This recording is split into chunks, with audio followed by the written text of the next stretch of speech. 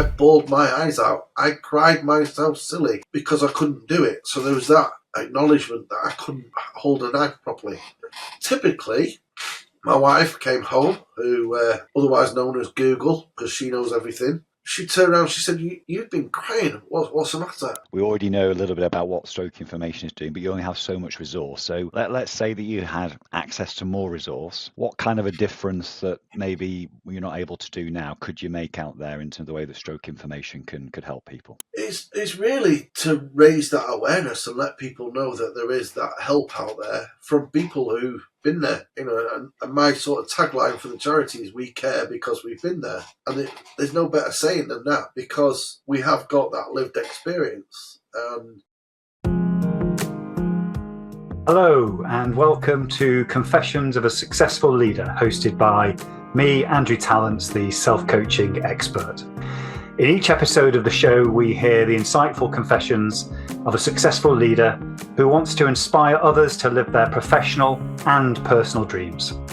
I am always keen to hear your feedback, particularly in relation to the kinds of leaders you would like me to invite onto the show in future.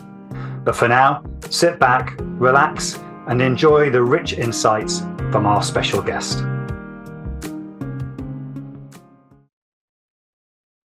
Hello and welcome to another episode of Confessions of a Successful Leader, hosted by me, Andrew Tallants, the self-coaching expert. I'm delighted that Nick Clarke has joined me in the studio today. Nick, welcome. Welcome to you as well, Andrew. Thanks for having me.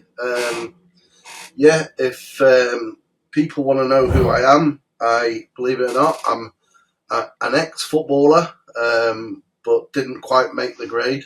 Although I have played at Old Trafford, which is not necessarily something to shout about, but when you were chosen to take a penalty at the Stretford end and miss, I'll never live it down in my entire life.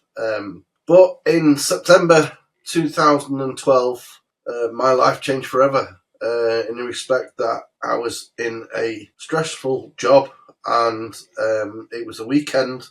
The 10th of September 2012, went to bed on the Sunday night, perfectly normal as I can be.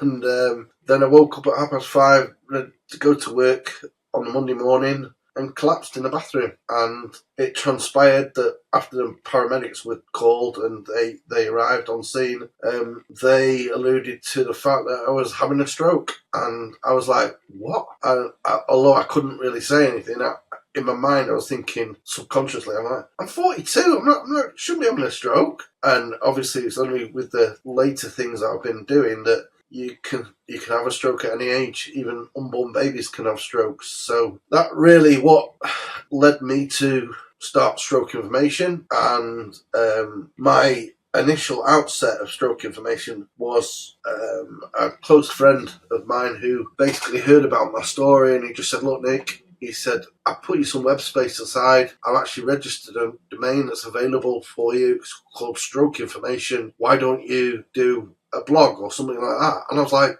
John, I haven't got a clue what to do. And he went, I can teach you the basics. And he literally did. He logged onto my machine and showed me the basics. But then it just grew and grew and grew, to the extent that we now have a weekly drop-in that's completely free. If you can't physically get there in person, as in our particular office in Stockport, we do it via Zoom. So like this, on the using technology and really just getting the message out there that there is help available. And one of the things we've just launched, in July, is Eddie's Club. And Eddie's Club's based on our mascot, which is this little guy here. For those watching or listening and can't see it, it's a little tortoise. And it's based on Aesop's fable. And I don't know if you remember the story, but it goes that the one who takes their time gets there in the end. And that's very much what it's like having a stroke and recovering from a stroke. We all want to get back to normal, per se, whatever normal is, as soon as possible. But sometimes you have to effectively just go at the right pace for yourself. You know, we've had cases where we've got a 34-year-old lad that had his stroke 2 years ago, was told that he'll never walk again. A single dad, devastating as it is, to be told that you won't be able to walk again. And the medics and the consultants, they've got a very, very good idea, but they don't actually know. And this particular guy, 2 years later than his stroke, when he was told he couldn't walk, he ran a triathlon earlier this year. Excuse me. And we got another guy over in Wakefield who, as a result of his stroke, he lost his eyesight. We joined him to our WhatsApp group, and we used to leave voice notes for him. And guess what? His eyesight's coming back. And it's the power of the brain. It's just amazing. And, you know, that's what I sort of I think I've found my true vocation in life now, is like helping people, giving them that bit of hope and that bit of self-worth, and there isn't any better feeling in the world, trust me. I know, and we've spoken before, Nick, and I know Stroke Information does, you know, great work, and I've lost 2 people in our family to stroke, and we've all been affected by it in some way in terms of the people watching this and listening to this. So I definitely want to hear more about what you're currently doing, and obviously how people can support you. But this podcast is also about you, you know, the leader, the individual, and you've got pre-2012 and post-2012. So I want to take you back to your childhood, so people understand what kind of environment you grew up in, because the way that you've dealt with what's happened to you since 2012 has been informed by that, you know, in terms of your character growing up. So take us back then. What was it like to be a child as Nick Clarke? I was a cheeky chappy, always centre of attention, or tried to be like the comedian. Always wanted to be a footballer. That was my dream, and I'd, you know, be kicking in the street. I mean, you don't see kids these days kicking in the street and having games in the street and playing against your wall and Wally, if you remember Wally. Again, the sort of things have changed nowadays, where other sort of things going on in the community don't really allow children to play in parks and fields, which is sad. I totally get that, because there's that many strange people out there. But yeah, back in the day, you'd find me on a local field kicking a ball about and really annoying as many people as I could. And I think that one of my biggest role models, if you like, people that I learned from, and I know it sounds cliche, but it was my dad. And he had a very, very sort of good work life balance, and he worked a lot of hours as a joiner, then went into double glazing, and that sort of cultured me, if you like, into following his footsteps. So I qualified as a joiner, but I went into double glazing, and the recession hit. And I want to say the recession in the 80s, because there's been a few, haven't there? And so I went to a situation where I needed to think about my career. So I went working for the AA as an insurance clerk. Again, really sort of moulding me into computer studies and answering the phones and talking to customers and representing the brand of the AA. Or other brands are available for anyone that says I'm advertising. And then, unfortunately, 4 years after being at the AA, redundancy struck. They decided to close the Cheadle branch, and it left me not knowing exactly what I was going to do. And an international company, an American company, came in, and they were new to the area, and it was a company called 9X. And what 9X was, it stood for New York, New England Exchange, and it was telecoms. And basically they were wanting to cable everything, so getting away from the old copper line and putting fibre in. And so yeah, I went working for 9X, and I was there for probably about 12 years, and it became cable and wireless, and I just loved it. And it was a question of like negotiating.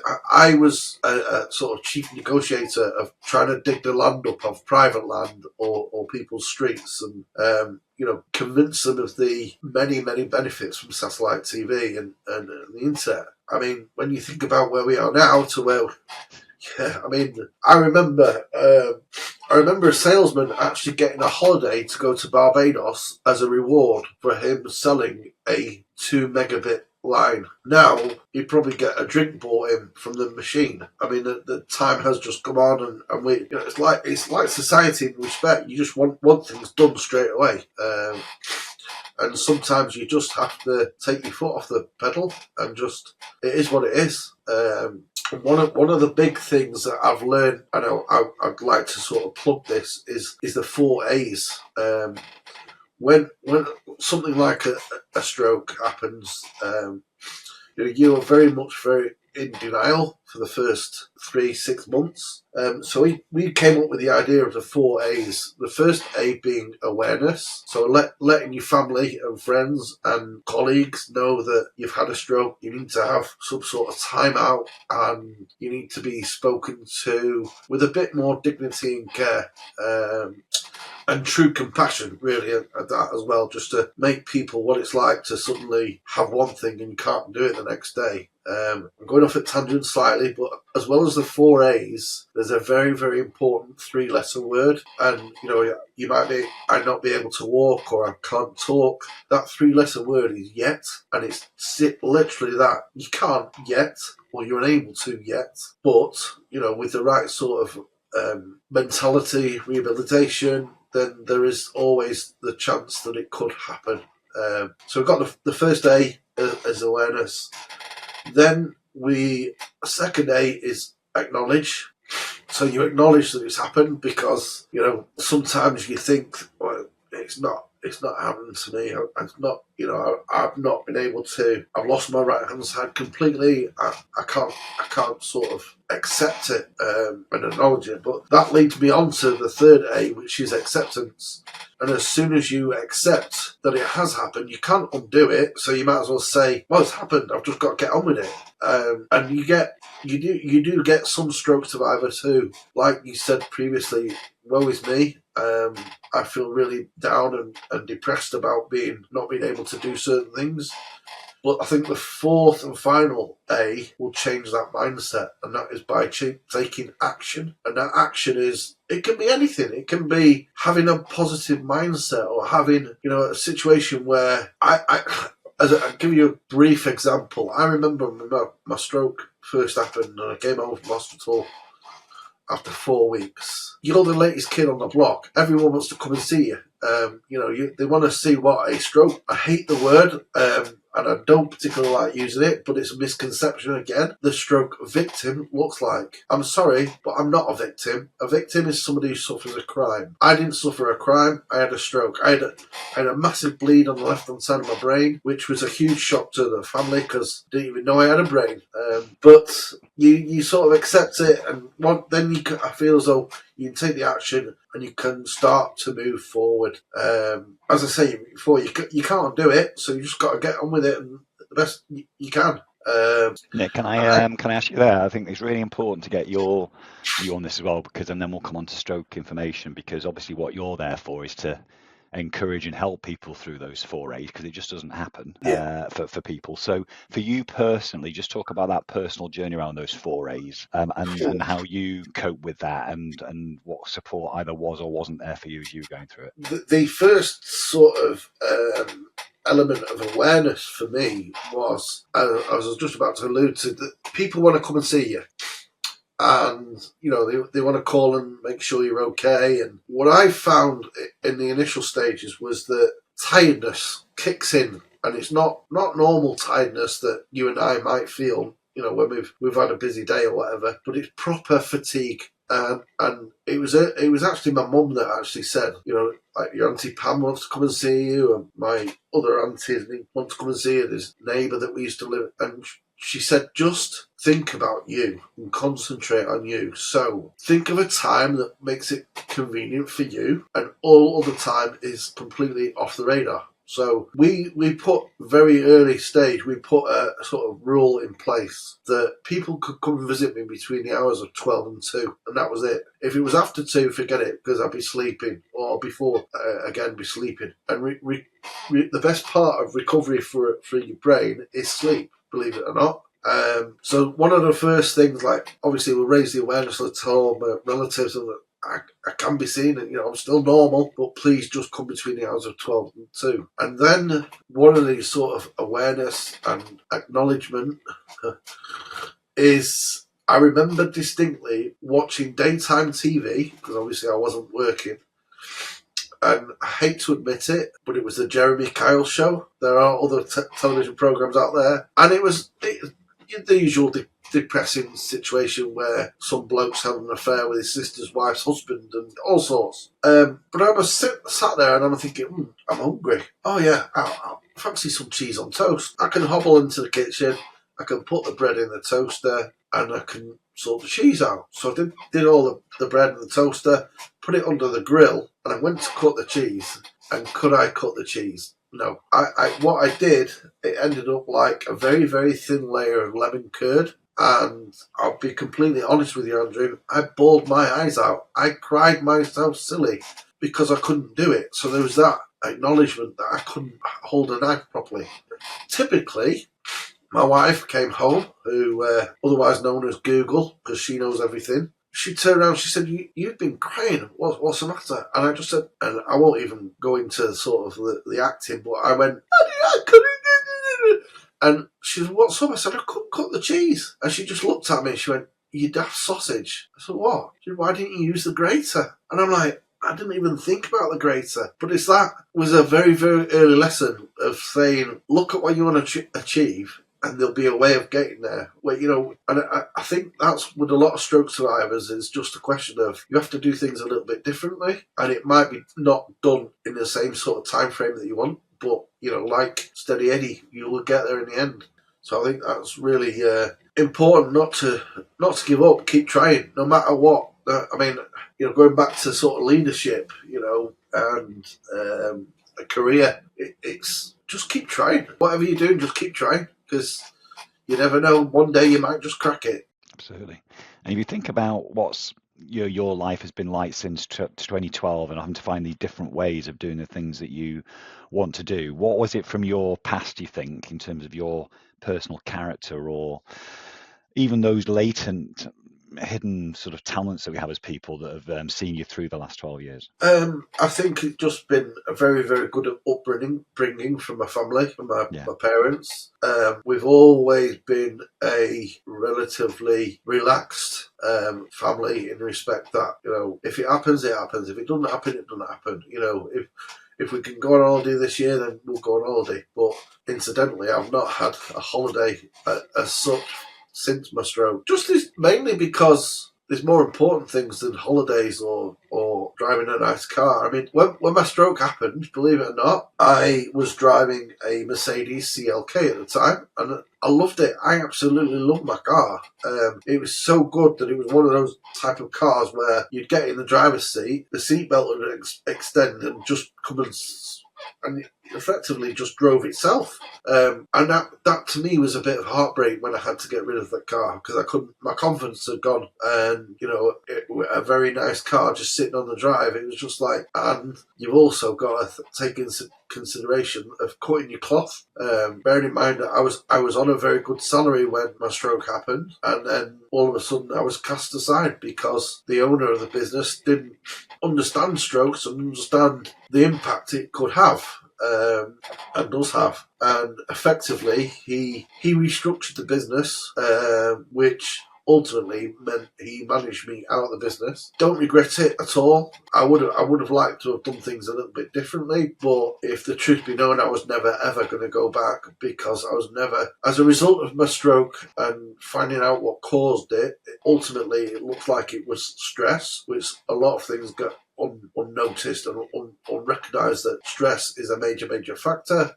So I'll never go to that stress club again, and that again has sort of shaped the way that I am running stroke information. It's just a situation where if I don't feel it, I just don't do it for a couple of hours or a day or 2 days, and then I'll pick up the reins when I'm feeling all right again. I mean, we're very much more focused now on mental health. It's true that you just need to have some time for yourself, no matter what it is. Whether it's reading a book, listening to music, watching sport, watching a movie, just have some time for yourself, because the world's a fast place. I agree. And we already know a little bit about what stroke information is doing, but you only have so much resource. So let's say that you had access to more resource. What kind of a difference that maybe you're not able to do now could you make out there in terms of the way that stroke information could help people? It's really to raise that awareness and let people know that there is that help out there from people who've been there, and my sort of tagline for the charity is "We care because we've been there," and there's no better saying than that, because we have got that lived experience. We might not have individually, might not have all the answers, but collectively we can lean on each other and say, "How did you find this? How did you find that?" And you can pull some strengths from that. One of the classic things I like to say is, if I was lucky enough to meet Richard Branson, which I have actually done in Oxford, I bumped into him when I was going to the bank, but that's another story. If I was to bump into Richard Branson again and he said, "Look, Nick, I love what you do with stroke information. I'd like to donate you £1 million," and obviously I'd be very, very grateful. He said, "Alternatively, I can give you 2 people who's had a stroke who need some help. Which one do you want?" Every single time I'd take those 2 people. Money is not everything. Yes, it helps. I know it helps to run the charity, and with little things like even public liability insurance, indemnity insurance, and the day-to-day capex and opex costs. But it's not important in that sense, that if you can give somebody hope, real hope, and a chance of self-worth again, that's what's important. And if what I'd like to see with the charity is that people actually thrive off our lived experience, and actually, well, Nick did it, I'm going to try it, or such and such has done it, and I'm going to try. I mean, I've got one lady who we've got a number of eight employees now. Granted, they're all part-time, mainly because I don't want to overstep them. So they just basically do 5 hours a week. It's nothing major. But ultimately, I want to employ more as we grow. But we've got one lady who was 37 when she had a stroke. She was 6 months pregnant, and now she has to rely on a chair, an electric chair. But she's absolutely fabulous, and she's so inspirational. And what I'm trying to get with the charity is that no matter what you go through, I mean, in our case, it's strokes. What I've tried to create is an environment where there's always support for you. So, we might have another guy in Ramsbottom, for instance, who gives me feeling really down. We've got this situation now where we've got WhatsApp and emails and all the rest of it. He only literally just has to pick up the phone or type me a message. And, I've actually had him, and I won't name him, in tears to me, because the DVLA told him that they'd revoked his license, and he's got a 9-year-old daughter, and I just said, right, leave it with me. And I literally just made inroads on places like LinkedIn, reached out to DVLA, sent them an email, said, "Look, let me just tell you about this situation. Is there anything you can do?" To all intents and purposes, he actually emailed me back and said, "Contact your friend in about an hour. I think you find he's got a different thing to tell you." And he literally rang me up in tears because he'd got his license back. And it's like, I've not done anything special. I'm not a miracle man, but I've got that compassion that can really relay the story. I mean, again, digressing, but I've got another story that's a classic example. When I was volunteering initially at the hospital after my stroke, because I wanted to give something back, I had this lady come to see me who was very, very attractive. She came to see me and she just went, can I meet you for a coffee? And I was like, "Oh, I think we looked in here." And we did. We met at a local coffee shop. I won't mention the name because there are other brands out there. And she literally was in the middle of the coffee shop and burst out crying. And I said, "What's the matter?" And she said, "Well, my husband's in a very bad way. He's not going to be able to work soon, too quickly. The kids, it's October, kids are coming up to Christmas. They're going to want, the latest PlayStations or whatever. I don't know how I'm going to get any money." So I just said, "Right, tell me who your mortgage is with and give me a letter of saying authorization to contact them on your behalf, and I'll explain the story." So I did, and it turned out that she was they as a family were with the Woolwich, which was part of Barclays. Because I don't take any messing about because of what happened, I went straight to the top of Barclays and I emailed. I'm quite very good with words, so believe it or not, when it comes to thinking and do things properly with the keyboard and what have you. And I just wrote to this guy who's the CEO of Barclays and explained what Mr. and Mrs. were going through and the situation with the kids. Didn't hear anything for about 10 days, 2 weeks. and I saw her again in the hospital, and she just come around and gave me a massive hug. And I was like, what's that for? And she went, I cannot begin to thank you so much. I was like, what for? She said, well, Barclays been in touch and they've actually given me a 6-month payment holiday. So I don't need to worry about the mortgage for 6 months. And now my kids can have the Christmas. All right, the dad's not going to be the same dad, but they are going to have a Christmas that they're more accustomed to. And that was just a light bulb moment for me, because I thought, oh, it's very emotive if you can really sort of pull on that compassion and that understanding and that empathy. And effectively, that's why the charity is being successful. And the more and more we get out there and let people know that we're not in it for ourselves. I don't want to be a millionaire. I mean, I do, but obviously, but, if I say this, even if I can improve somebody's life, one person's life, then my life on this earth has been a success. So we've got time for a couple more points, Nick. And the first one is because of what you've been talking about. If anyone wants to get in touch, either to support you or to get information or whatever it is, what's the best way to get access to stroke information? Our website is quite simply www.strokeinformation.co.uk. We're also on the usual social suspects like Facebook, Twitter, or X as it's called now, Instagram, even TikTok. Not so much on the latter ones, but mainly you'll find me on Twitter having a rant and probably annoying somebody. But yeah, just all I can say is just reach out to Stroke Information if you need any help whatsoever. Not from a financial point of view, because we haven't got, the millions of pounds that we can, buy people wheelchairs and things like that. But where there's a will, there's a way, and we might be able to find another way of sourcing what they need to make their life better. So yeah, we'll just reach out to, again, all the w's.strokeinformation.co.uk. Same sort of thing on Twitter, Facebook, and LinkedIn, places like that. You'll find me. I've got a question for you. Let's assume, and this is obviously fantasy now, but one day this will be possible. Today, you have the ability to go back to the Christmas of 2012 to go and see you after you've had your stroke with your first Christmas coming up, knowing what's happening in the world right now and the fact that you're running Stroke Information, you're doing all this stuff. What piece of advice would you give as you're putting your arm around that younger version of yourself in terms of words of wisdom? You're not on your own. Simple as that. You're not on your own.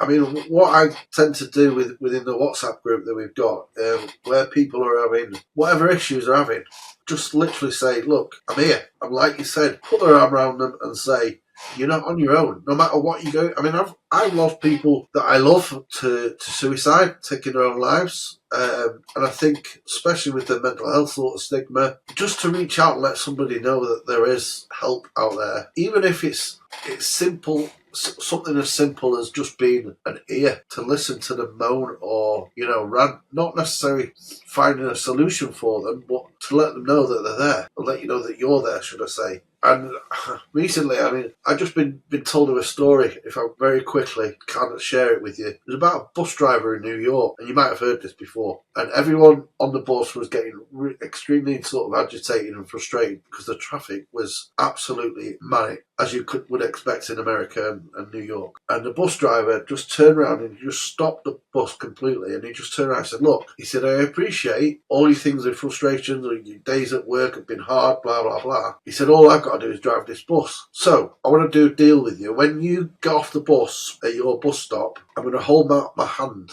And when you leave the bus, I want you to shake my hand and leave all your frustrations in my hand. And they're looking at him and going, what's he going on about? And he said, well, I go over the Hudson River, and what I'll do is I will open the door when all of you have got off the bus, and I will throw all your concerns and all your worries out to the river. You don't have to be concerned or worry about them anymore. I will get rid of them for you. Some people actually took him up on it and shook his hand, and some people laughed. But after he said it, the whole bus was jovial and feeling strong and part of something again. And to me, that kind of thing is a lesson that it's just, no matter what you're going through, you've always got somebody to turn to. That's what I want to try and get across with the charity. Brilliant. Well, believe it or not, Richard Branson might be listening to this or watching this. So, Richard, if you are, I think you probably will know 2 people that have had a stroke that could do with some help, and have got $1 million that you could give to Stroke Information. So I think you can get both here, Nick. Nick, I've really enjoyed having you on the show. Thanks for being so open with us, and thanks for sharing your story and also what you're doing there, because I know so many people out there will benefit from what you've told us today. So thanks again for being on the show. Thank you. Thanks for having me. I hope you enjoyed this episode of Confessions of a Successful Leader. You can access all previous episodes of the show at confessionsofaSuccessfulLeader.com. If you are interested in finding out more about conscious leadership and self-coaching, just type in Andrew Tallents into LinkedIn or your favorite browser, and you'll find my contact details and all the content that you need. Until next time, don't forget to stay present, curious, and above all, conscious.